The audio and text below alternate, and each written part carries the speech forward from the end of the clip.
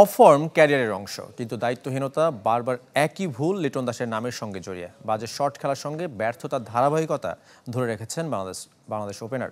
তার উপর টিম ম্যানেজমেন্টের আস্থার প্রতিদান দিতে পারেননি আরও একটি ম্যাচে। একবার না পারিলে দেখো শতবার, তবে লিটন চেষ্টা করেছেন মাত্র 3 বার, তাতেই উপড়ে গেছে স্ট্যাম্প। এটা অপরিপক্কতা, ছেলে মানুষই নাকি একগুঁয়েমি? উত্তর লিটনের জানা। আগের 2 বলেও একই শট খেলার ব্যর্থ চেষ্টায় এলকেডির, তবে ব্যাটে বল লাগাতে পারেননি। তৃতীয়বারও বোলারের জন্য উন্মুক্ত রেখেছেন স্ট্যাম্প, যার পুরো সুবিধাটা নিয়েছেন মুজারাবানি। জিম্বাবুয়ের বিপক্ষে টি-20 সিরিজের প্রথম 3 ম্যাচে লিটনের সংগ্রহ 1, 23 ও 12। শেষ 10 টি-20তে একটিও হাফ সেঞ্চুরি নেই।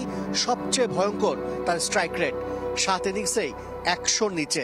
লিটনের আউট হবার ধরন প্রশ্ন তুলছে বারবার, অথচ তৃতীয় ম্যাচের আগের দিনও লিটনকে আকুণ্ঠ সমর্থন জুগিয়েছে টিম ম্যানেজমেন্ট। লিটন দাস আমাদের অনেক কিছু দিয়েছে। সে বিশ্বমানের ক্রিকেটার। দারুণ এক বিশ্বকাপ থেকে সে মাত্র 1 ইনিংস দূরে, সেখানে অনেক রান করবে। একজন সিনিয়র ক্রিকেটার হিসেবে লিটন তার দায়িত্ব পালন করছে। আপনারা যা দেখেন তার চাইতে লিটনের অবদান অনেক বেশি।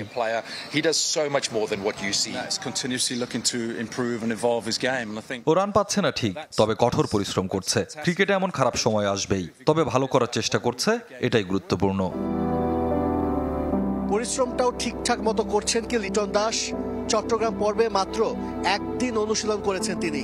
ফর্মে ফেরার লড়াইটা হোটেলে নিজেকে গুটিয়ে রাখার মধ্যে সীমাবদ্ধ রেখেছেন বাংলাদেশ ওপেনার। তবুও কি এমন লিটনে আস্থা রাখবে নির্বাচকরা, নাকি বিশ্বকাপের আগে আসবে সাহসী কোনো সিদ্ধান্ত?